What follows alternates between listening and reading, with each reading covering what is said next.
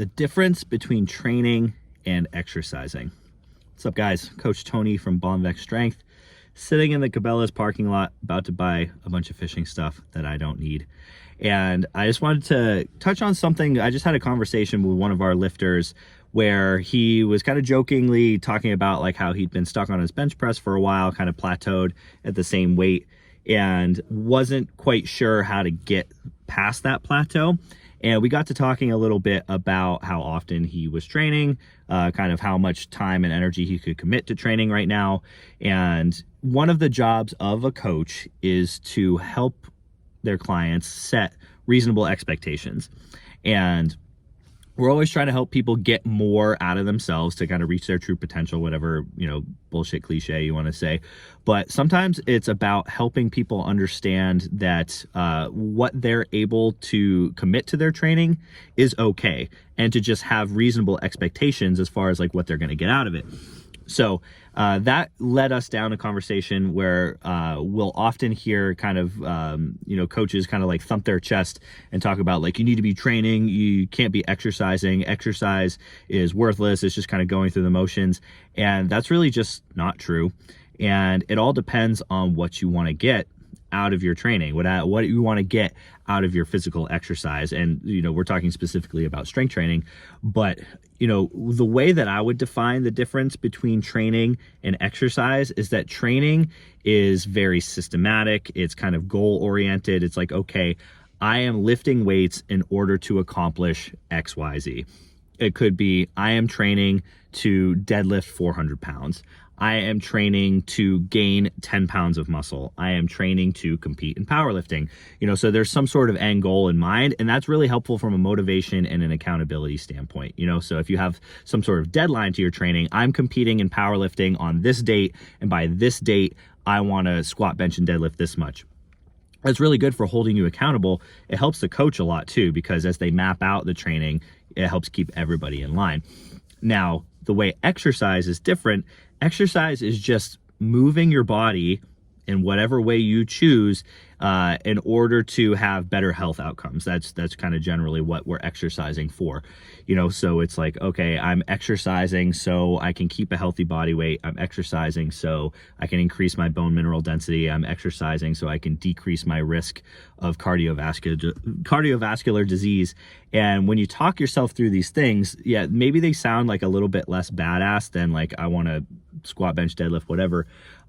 They're very worthy goals, right? Even if you're not explicitly outlining a goal, exercising, just kind of going through the motion with whatever it is you're doing, can still have a really positive effect on your life.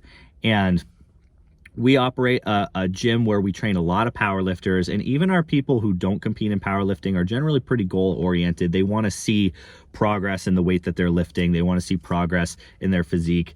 But if we have people who come to train with us who just want to exercise, like that's cool too. If you just want to come in and you're not super concerned about, the weight always going up on the bar, you're not always concerned about like what the scale says you weigh or like how big your biceps are or whatever, that's totally fine. Don't let anybody tell you that that is not a worthwhile goal, that that's not a worthwhile approach to exercise, because there's really good research to show that just exercising, going through the motions without any sort of like really specific training plan or any sort of making sure that you're progressing in any way, shape, or form, that's really good for you. It's going to probably make you live longer. It's probably going to make your quality of life higher. It's probably going to reduce your risk of certain diseases that might make your life worse. So like, go ahead and just go through the motions.